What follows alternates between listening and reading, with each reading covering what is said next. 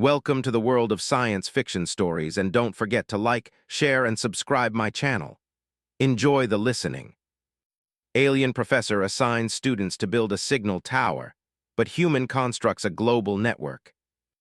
Professor Exiller stood at the front of the massive lecture hall, his luminous violet eyes scanning the assembled students.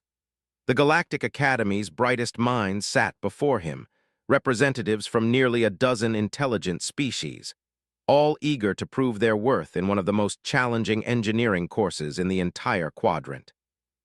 The tension in the room was palpable.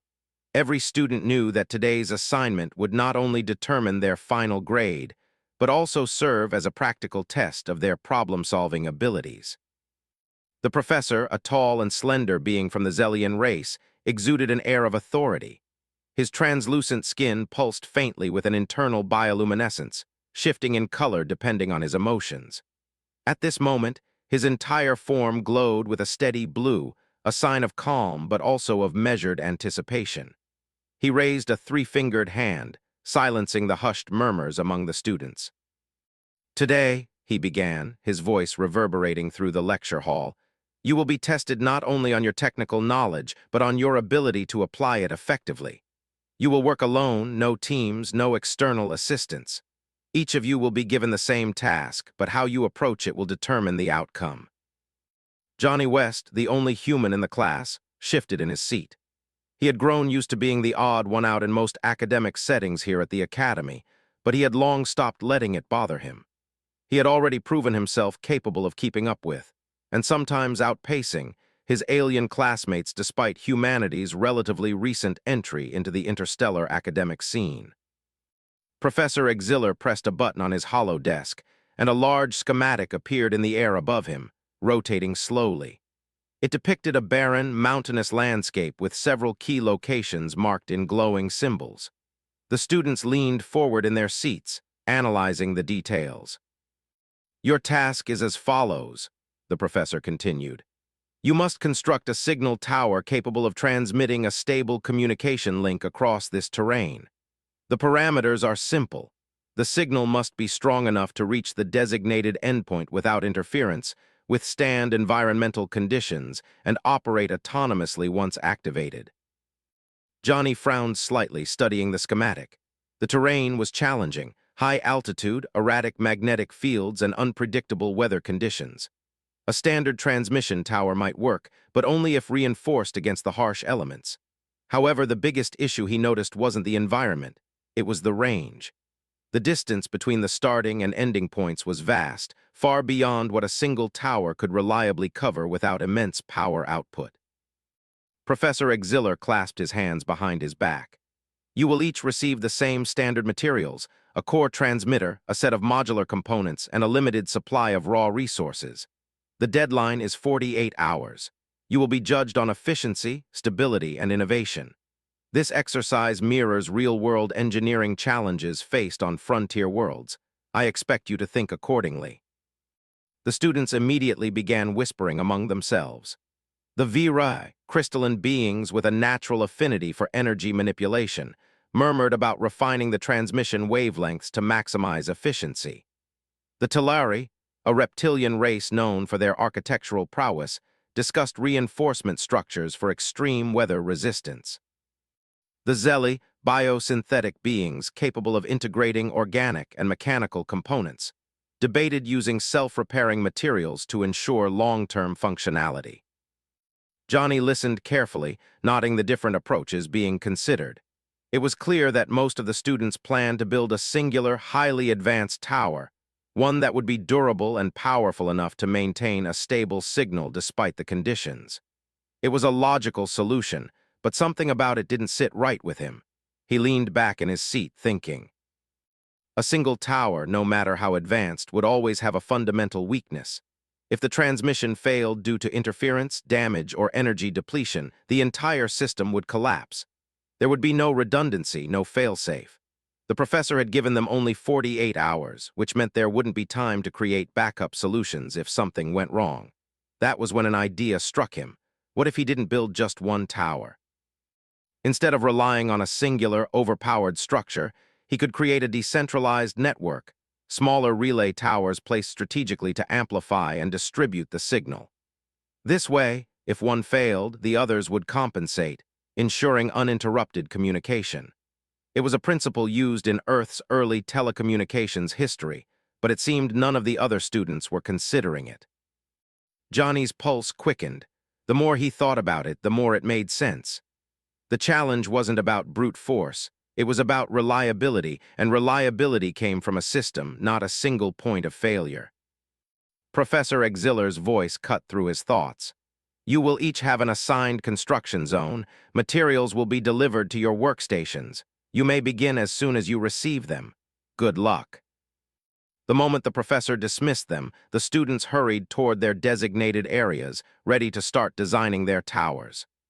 Johnny took a deep breath, knowing that his approach would be unconventional.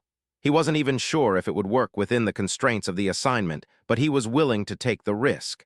This wasn't just a test of engineering. It was a test of thinking beyond the obvious. Johnny walked across the designated construction site, his boots crunching against the rocky ground. The materials had already been delivered, stacked in neat piles near each student's assigned area. The air smelled of metallic dust, and the sky above was streaked with faint traces of electromagnetic interference, likely a result of the planet's naturally unstable magnetic fields. The other students were already busy analyzing their resources and drawing up blueprints for their transmission towers. He took a moment to examine the components in front of him. The standard transmitter core was about the size of a small generator, encased in reinforced plating to withstand environmental hazards. The modular components consisted of various frame pieces, energy conduits, and antenna arrays. There was also a limited supply of raw metal, insulation material, and a few energy cells designed to provide backup power in case of failure. Johnny picked up one of the antenna modules and turned it in his hands, testing its weight. The Academy had provided them with high-quality components, but the design was rigid, clearly intended for a standard single-tower setup. That only confirmed his suspicion that the other students would take the expected route, trying to push the limits of a single high-powered transmission structure. He set the module down and pulled out his data pad, sketching a rough plan for his network.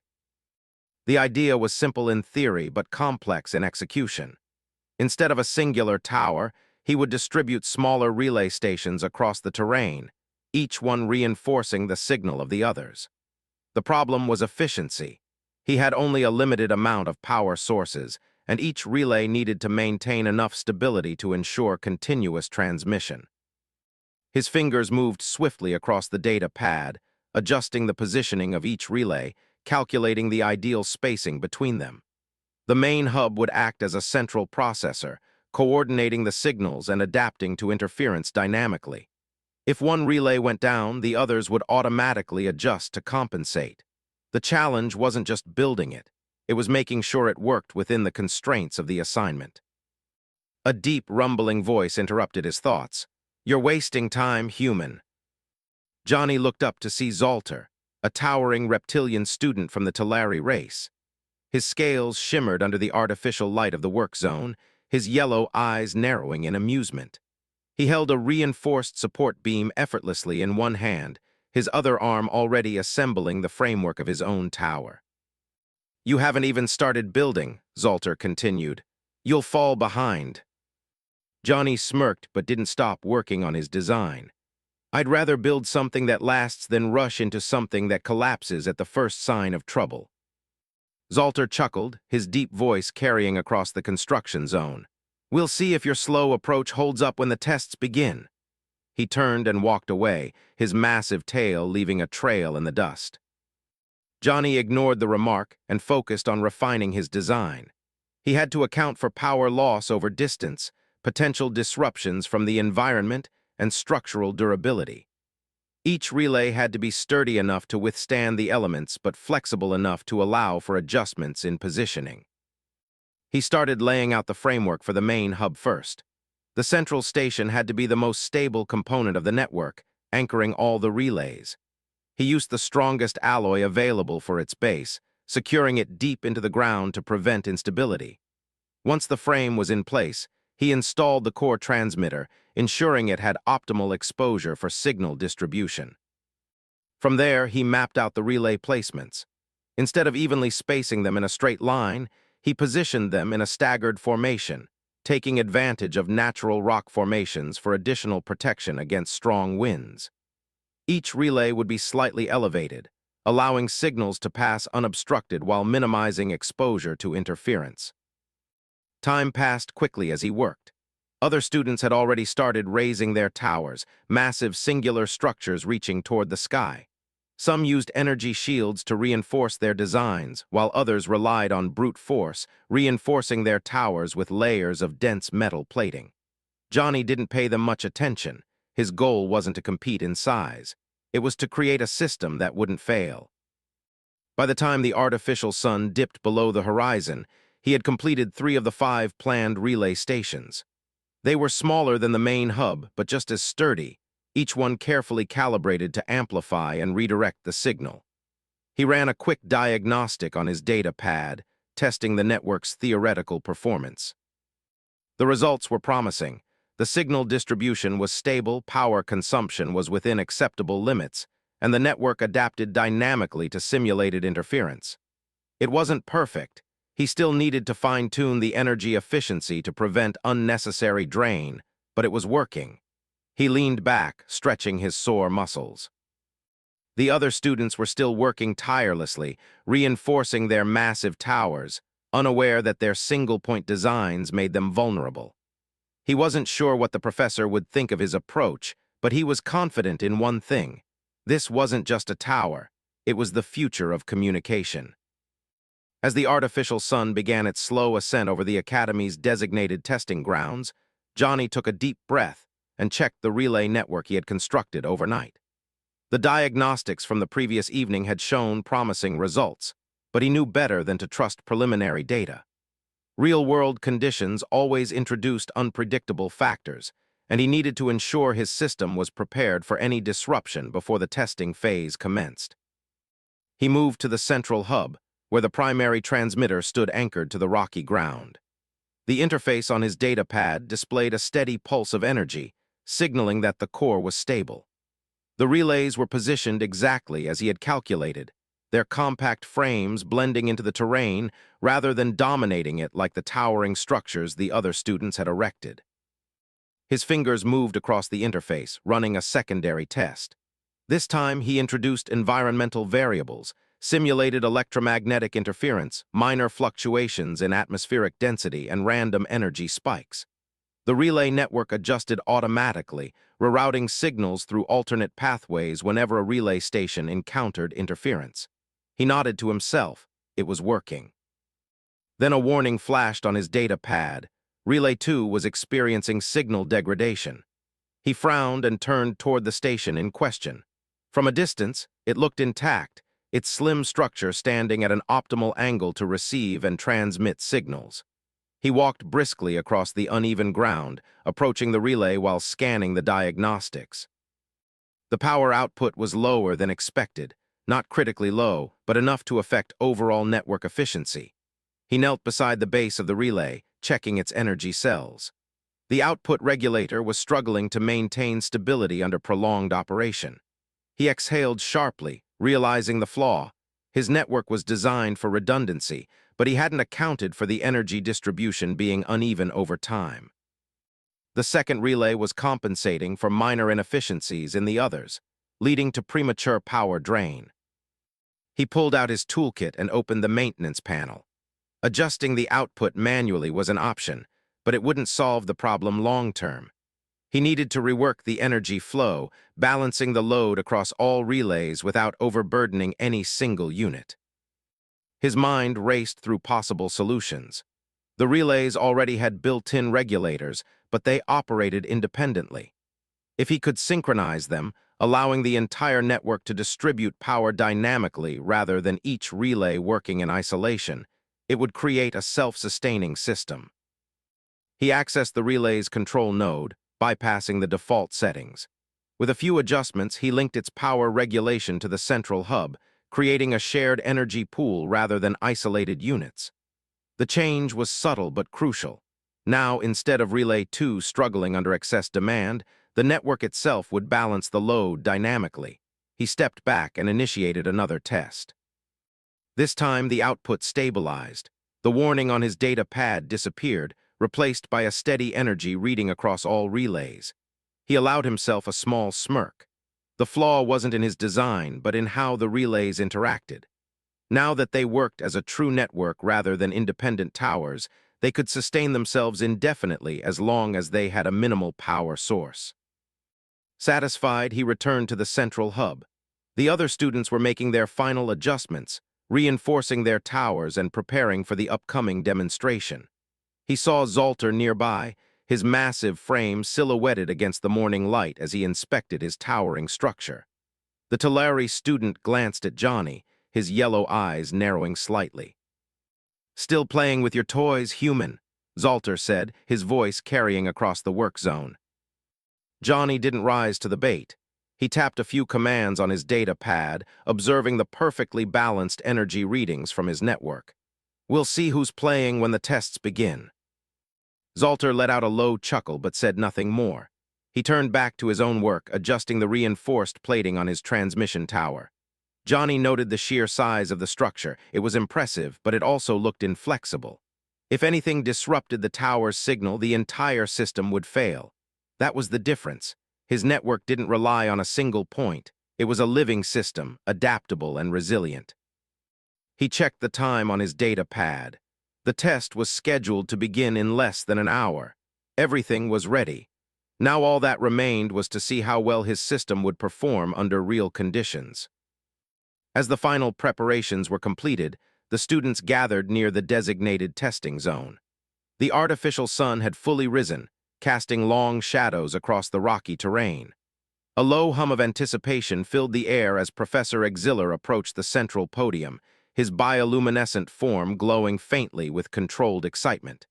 He raised a hand, signaling for silence.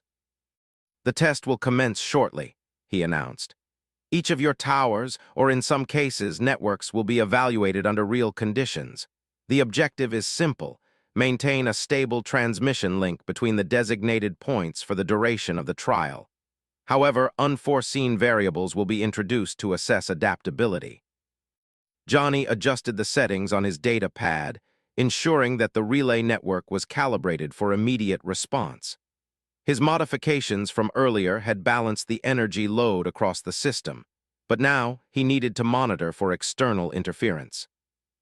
One by one, the students stepped forward to activate their respective designs.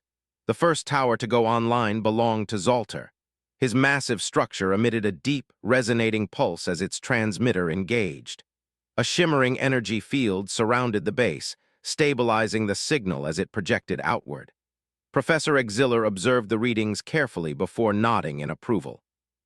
Several other students followed. Each activation met with a similar response. Some towers flickered momentarily as their systems adjusted to the fluctuating atmospheric conditions, but overall, most of them maintained a steady transmission. Then it was Johnny's turn. He took a deep breath and tapped the final command on his data pad. The relay network powered up instantly. Unlike the singular bursts emitted by the standalone towers, his system generated a smooth, synchronized flow of energy across multiple points. The central hub coordinated the transmission seamlessly, routing signals between the relays with minimal delay. For a few moments, there was silence. Then the first unexpected variable hit. A simulated magnetic storm swept across the terrain, distorting electromagnetic frequencies and causing interference spikes. Several of the standalone towers flickered, struggling to compensate. A few students hastily adjusted their output levels, trying to reinforce their signals against the disruption. Johnny monitored his network closely.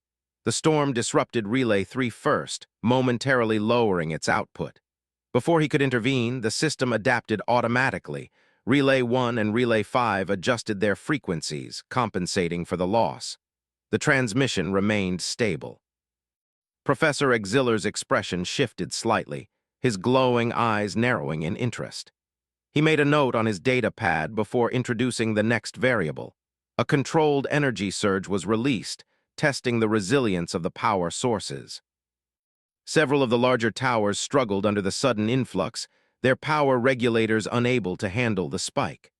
A loud crack echoed across the site as one tower's circuitry overloaded, sending sparks cascading to the ground. The student responsible for it cursed under his breath, frantically attempting a reset. Johnny's network absorbed the surge with ease. The shared energy distribution ensured that no single relay took the full impact. The system momentarily diverted power from the unaffected relays, stabilizing the entire network before gradually rebalancing the load. Zolter glanced toward Johnny, his expression unreadable. The final test was the most unpredictable. Professor Exiller tapped a command on his console, and the terrain itself shifted. Hidden panels in the ground activated, altering the landscape with artificial tremors. The vibrations destabilized several of the larger towers, their rigid structures swaying under the sudden movement. Two of them collapsed entirely, their supports unable to withstand the unexpected shift. Johnny's relays adjusted without issue. Their smaller, flexible frames allowed them to reposition slightly, maintaining their connections without structural failure. The network rerouted signals dynamically, ensuring continuous transmission despite the shifting terrain. As the tremor subsided, the professor raised a hand, signaling the end of the test. He reviewed the collected data, his expression remaining neutral. The student stood in tense silence, awaiting his verdict. Finally, he spoke. "This trial has provided valuable insight," he said. "Several designs have demonstrated impressive resilience, others have revealed flaws that must be addressed." He glanced at the remains of the collapsed towers before turning his attention to Johnny. "Your approach was unconventional but undeniably effective. Redundancy, adaptability, and efficiency, these are the hallmarks of true engineering." A murmur spread through the group. Some students looked at Johnny with newfound respect. Others, including Zolter, remained silent, their expressions unreadable. Professor Exiller stepped back. "You have all learned a lesson today. A single point of strength is vulnerable. A system, however, is resilient." With that, he dismissed the students. Johnny exhaled, letting the tension leave his body. He had proven his point, but something told him this was only the beginning. As the students began dismantling their towers and clearing the test site, Johnny remained near his relay network, reviewing the final performance data on his data pad. The numbers confirmed what he had already seen firsthand. His system had outperformed the traditional single-tower designs in every aspect. The transmission remained stable throughout every challenge, adjusting dynamically where others had failed. Even under the artificial tremors, his network had sustained itself without a single relay going offline. Despite his success, he knew this wasn't just about winning a test. His design proved something larger. Adaptability mattered more than brute force in communication systems. The other students had relied on rigid structures, assuming that strength alone would ensure stability, but a single point of failure was always a risk. A system that worked together, adjusting, sharing, adapting, was far more resilient. He closed the data pad and exhaled. Footsteps approached from behind. He didn't turn immediately, already guessing who it was. Zolter stopped beside him, arms crossed, his yellow eyes scanning the still-connected relays. For a long moment he said nothing. Then, in a low, measured tone, he spoke. "You built something different." Johnny nodded. "I built something that works." Zolter exhaled sharply through his nostrils. "Strength should have been enough." His voice lacked the earlier arrogance. It was not an excuse, it was a realization. "But strength failed," Johnny glanced at him. "Strength isn't just about being the biggest, it's about lasting when everything else falls apart." The Tulare student didn't respond right away. He seemed to be considering the words carefully. Then, with a slight nod, he turned and walked away, leaving Johnny standing alone by the relay hub. Professor Exiller's voice interrupted the moment. "Johnny West." Johnny turned to see the professor standing nearby, his luminous gaze fixed on the active network. His hands were clasped behind his back, his bioluminescence glowing a steady blue, the color of contemplation. "You understand something many fail to grasp," the professor said. "Technology is not just about what we build, it is about how it adapts, how it survives. You did not construct a tower, you created a system that thinks for itself. Johnny remained silent. He knew the professor wasn't expecting an immediate response. Exiller took a step closer, examining the relay stations. You have redefined how we approach transmission infrastructure. Do you realize the implications of this? Johnny hesitated before answering. I built it to pass the test. The professor's expression did not change. And yet you have done more than that. What you built is beyond this test. This concept, self-sustaining, decentralized communication, could revolutionize entire planetary networks. It could be used in deep space exploration, in remote colonies, even in war zones where infrastructure is constantly disrupted. He looked at Johnny. What will you do with this knowledge? Johnny hadn't considered that.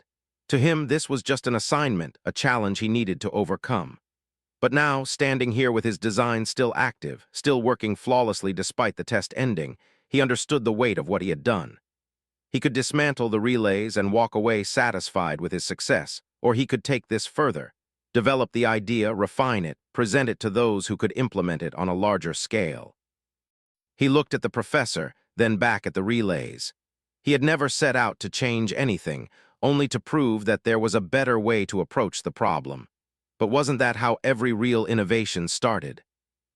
A slow smile formed on his lips. I think, he said, this is just the beginning. Professor Exiller studied him for a long moment before giving a small nod. Indeed it is. As the other students finished packing up their projects, Johnny powered down his relays, but he didn't dismantle them. He had plans now, bigger ones, because a single test had proven what he had suspected all along. The future wasn't built on towers, it was built on networks.